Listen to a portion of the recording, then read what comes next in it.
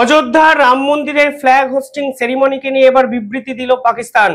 এবং একটা রাষ্ট্রের সরকারি বিবৃতি কোন দেশের ইন্টারনাল একটি মন্দিরকে কেন্দ্র করে এই ধরনের হতে পারে তা হয়তো আমরা কাল অবধি জানতামই না যদি না পাকিস্তান এই ধরনের একটি বিবৃতি দিত। তারা যেভাবে রাম মন্দিরের এই ফ্ল্যাগ হোস্টিং সেরিমনিকে ব্যাখ্যা করেছে সেই প্রবণতা কিন্তু অত্যন্ত বিপজ্জনক এবং ধর্মের আধারে আমাদের দেশকে বিভক্ত করার চেষ্টা বাহ্যিক শক্তিগুলো যেভাবে করেছে পাকিস্তান কিন্তু সেই চেষ্টাটাকেই আরো একটু এগিয়ে দিল। পাকিস্তানের পক্ষ থেকে কি বলা হয়েছে সেটা আগে বলি, কিন্তু মনে রাখবেন এই স্টেটমেন্ট যখন আমি পড়ব দিল্লি বিস্ফোরণের একটি কাণ্ডকে, দিল্লি বিস্ফোরণে যে জঙ্গিরা ধরা পড়েছে ডাক্তাররা, তারা কিন্তু স্পষ্ট জানিয়েছিল যে তাদের হিট লিস্টে অযোধ্যার এই রাম মন্দির ছিল। অর্থাৎ অযোধ্যার রাম মন্দিরকে নিয়ে এই ধরনের বিবৃতি কাকতালীয় কোনো বিবৃতি নয়, এটা কিন্তু প্রি প্ল্যানিং একটি বিবৃতি। এবং পাকিস্তান কিন্তু আমাদের দেশের ধর্মীয় আধারটিকে ব্যবহার করতে চাইছে এবং আমাদের দেশে কিন্তু বড় সড়ো কোনো উত্তেজনা সৃষ্টি করতে চাইছে, তাই এই বিবৃতিতে পরিষ্কার। তাই সকলের কাছে এই বিবৃতি যখন পড়ছি একটা অনুরোধ, কোন রকম ধর্মীয় প্ররোচনায় কেউ পা দেবেন না। আন্তর্জাতিক শক্তি এই পার্টিকুলার ধর্মটাকে ব্যবহার করার চেষ্টা করছে শুধুমাত্র ভারতের শান্তি শৃঙ্খলা প্রভাব এবং প্রতিপত্তিকে বিঘ্নিত করার জন্য। আমরা কিন্তু দিনের পর দিন এর বিপক্ষে যেমন রুখে দাঁড়িয়েছি, ভবিষ্যতেও যেন এর বিপক্ষে রুখে দাঁড়াতে পারি।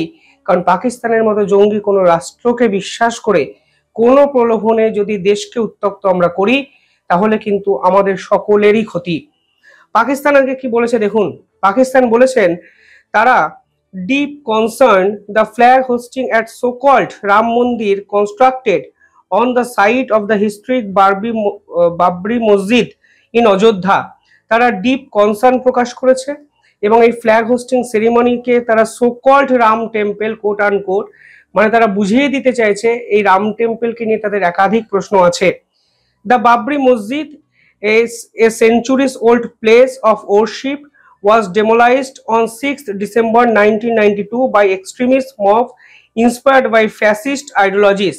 দেখুন তারা পরিষ্কারভাবে একটা ইতিহাস চেতনাকে ফিরিয়ে আনতে চাইছে। এবং কেন এই চেতনাকে ফিরিয়ে আনা পরিষ্কার মানে এবং পরিষ্কার বোঝা যাচ্ছে যে তারা আমাদের দেশের ইসলামিক ধর্মাবলম্বী মানুষকে কিন্তু উস্কানোর চেষ্টা করছেন। যে রায় আমাদের সুপ্রিম কোর্ট দিয়েছে তারপর কিন্তু আমাদের দেশ কোনো রকম ধর্মীয় ভেদাভেদে বা কোনো রকম ধর্মীয় প্ররোচনায় কিন্তু পা দেয়নি। পাকিস্তানের কাছে কিন্তু এটাই মাথা ব্যথার কারণ। দিল্লি বিস্ফোরণের সময় আমরা জানতে পেরেছিলাম যে তারা এই বিস্ফোরণটি করতে চেয়েছিলেন 6 ডিসেম্বর, কারণ বাবরি মসজিদের ধ্বংসের সেটি দিন। অর্থাৎ বাবরি মসজিদের এই ধ্বংসলীলাটাকে তারা সেলিব্রেট করতে গিয়ে গোটা ভারতকে অশান্ত করতে চেয়েছিলেন।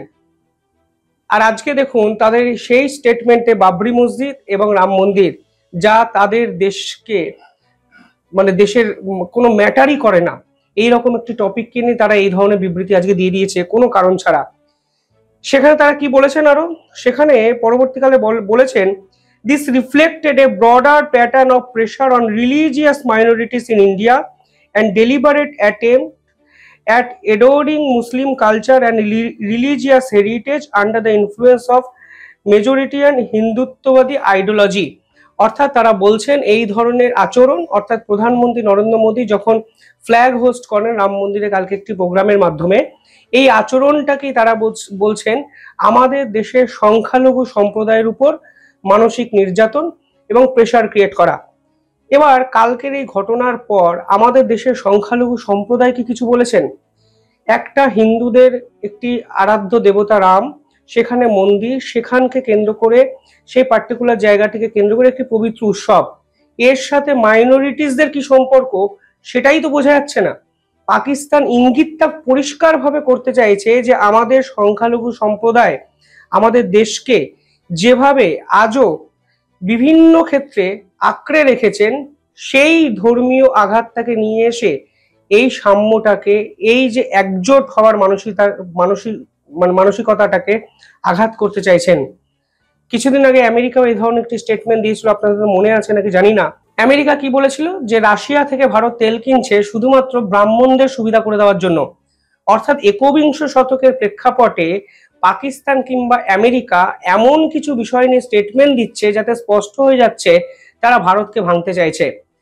তারা ভারতের জাত পাত, ব্রাহ্মণ, ক্ষত্রিয়, বৈশ্য, হিন্দু, মুসলমান এই পার্টিকুলার ইস্যুগুলোকে আইডেন্টিফাই করে হিট করার চেষ্টা করছে, কারণ তাদের ভারতের বিপক্ষে লড়ার মতো আর কিছু নেই।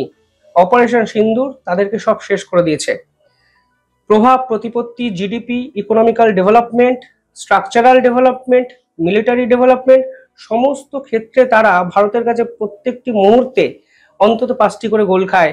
তাই এখন রাম মন্দিরের মতো একটি টপিককে তারা জিও পলিটিক্যাল ইস্যু বানানোর চেষ্টা করছে, যা আনফরচুনেট।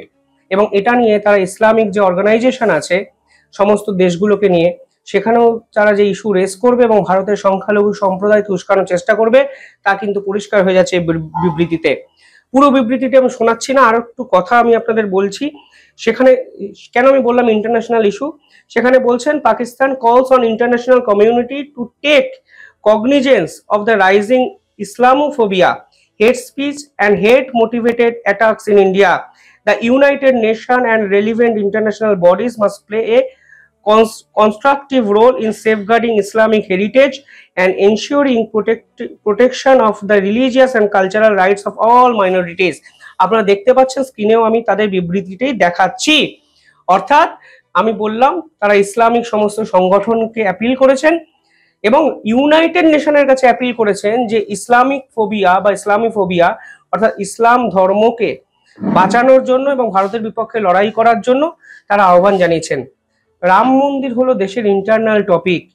রাম মন্দিরকে নিয়ে পাকিস্তান চলে গেল ইন্টারন্যাশনাল কোর্টে, ইন্টারন্যাশনাল অর্গানাইজেশনের কাছে, ইউনাইটেড নেশনের কাছে। এবার আমি সত্যিই বুঝতে পারছি না এই ধরনের হাস্যকর বিবৃতি হয়তো পাকিস্তানের পক্ষ থেকে এক্সপেক্টেড ছিল, মানে এটা আনএক্সপেক্টেড আমার কাছে অন্তত নয়। তাই ভারত যে রিপ্লাইটা দিয়েছে সকলের জানা উচিত। ভারত পরিষ্কার বলছেন the subsequent judicial process in India. এবং দেখুন আরো একটা বিষয়, এখানে তারা ভারতের জুডিশিয়াল প্রসেস নিয়ে কথা বলেছে এবং ভারতের আইন ব্যবস্থা, বিচার ব্যবস্থা কেন রাম মন্দিরকে তৈরি করতে নির্দেশ দিল, সেই ধরনের প্রশ্ন কিন্তু ভারতের বিপক্ষে পাকিস্তান আজকে তুলেছে। যাই হোক, যদি পাকিস্তানের স্টেটমেন্টের পাল্টি ভারতের স্টেটমেন্টই দেখেন তাহলে দেখবেন ভারত স্পষ্ট বুঝিয়ে দিয়েছে, ভাই তোমাদের তো আমাদের দেশকে নিয়ে কথা বলার কোনো যোগ্যতাই নাই। সেখানে ভারত বলেছে we have seen the reported remarks and reject them with the contempt they deserve. আপনাদের দেশে মাইনরিটির কি সমস্যা? আপনাদের দেশের অবস্থাটা কি? আপনারা দেশের সেনাবাহিনী নিজেদের মানুষের উপরে স্ট্রাইক করেন, অথচ আপনি আমাদের দেশের মাইনরিটি নিয়ে কথা বলতে চলে এসেছেন। আমাদের দেশের সংখ্যালঘু সম্প্রদায়ের সংখ্যা কত? 26 থেকে 30 কোটি প্রায়। সেখানে পাকিস্তানের হিন্দু 2 কোটিও নয়। আজকে যেভাবে পাকিস্তানের হিন্দুদের উপর নির্মম অত্যাচার হয়, তারা আবার ভারতের সংখ্যালঘুকে নিয়ে কথা বলছে, হাইলি সারপ্রাইজিং। তাদের বড়সড় মতলব আজকে পরিষ্কার হয়ে যাচ্ছে। কিছুদিন আগে আসিম মুনিরের যে ভিডিওটি ভাইরাল হয়েছিল আপনারা জানেন, পেহেলগাম হত্যাকাণ্ডের ঠিক আগে, সেখানে তারা পরিষ্কারভাবে বলেছিলেন হিন্দু এবং মুসলমান আলাদা এবং বোঝাতে হবে পাকিস্তানের সাধারণ মানুষকে যে হোয়াট ইজ ইসলাম, কিসের ভিত্তিতে দেশ বিভক্ত হয়েছিল, 2 নেশন থিওরি। সেই আসিম মুনিরের রাষ্ট্র আজকে পাকিস্তান ভারতকে ইসলামিক ফোবিয়া তৈরি করার অভিযোগে অভিযুক্ত করছেন এবং আন্তর্জাতিক বিভিন্ন জায়গায় যাওয়ার একটা হুমকি বা হুঁশিয়ারি দিচ্ছেন। ভারত স্পষ্ট বলেছেন as a country with a deeply stained record of bigotry, repression and systemic mistreatment of its minorities, Pakistan has no moral standing to lecture others. Rather than delivering hypocritical homilies, Pakistan would better turn its gaze inwards and focus on biasalman human rights records. অর্থাৎ ভারতের বিবৃতিটা এখানে পরিষ্কার যে পাকিস্তানের human রেকর্ডসটা কি, পাকিস্তান মানবিকতা বাঁচানোর জন্য কি করেছে। আজকে এই ধরনের একটা ইস্যু নিয়ে রাজনীতি করতে চলে এসেছে পাকিস্তান এবং তারা ভারতকে শেখাতে চাইছে ভারতের কি করা উচিত। আনফরচুনেট, মানে আমি জানি না ভারত যে স্টেটমেন্টটা দিয়েছে, আমার তো শুধু সেই স্টেটমেন্টটাকেও নরম মনে হচ্ছে, যদিও অত্যন্ত স্ট্রং একটা স্টেটমেন্ট ভারতের পক্ষ থেকে দেওয়া হয়েছে, কিন্তু একটা রাম মন্দিরকে ইস্যু করে কেন্দ্র করে রাষ্ট্রসংঘে তারা কনস্ট্রাকটিভ ডিসকাশন চাইছে, ইন্টারন্যাশনাল অর্গানাইজেশনকে অ্যাপিল করছে। কিন্তু এখানেই ভারতের সতর্ক হওয়ার সময়, ভারতবাসীর সতর্ক হওয়ার সময় যে কিভাবে ভয়ঙ্কর ষড়যন্ত্রটা কিন্তু পাকিস্তানের পক্ষ থেকে ঘনিয়ে আসছে এটা কিন্তু একটা অ্যালার্ম, এটা কিন্তু ওয়ার্নিং। এটা বোঝার চেষ্টা করুন যে তারা কিন্তু এক্স্যাক্টলি কোন পয়েন্টটাকে হিট করার চেষ্টা করছে। ডিপ স্টেট যা চেষ্টা করেছে, পাকিস্তান ডিপ স্টেটের সেই চাহিদাটাকেই পূরণ করার জায়গায় কিন্তু আস্তে আস্তে নিজেদেরকে নিয়ে যাওয়ার চেষ্টা করছে। পরিষ্কার আন্তর্জাতিক চক্রান্ত, যেখানে জাতি, ধর্ম, বর্ণ এবং ধর্ম বিশেষে ভারতকে ভাঙার পরিকল্পনা আন্তর্জাতিক শক্তিরা করছে। যাই হোক, কমেন্টে জানাবেন আপনারা কিভাবে দেখছেন পুরো বিষয়টি। দেখতে থাকুন দ্য ইন্ডিপেন্ডেন্ট বেঙ্গল। ধন্যবাদ।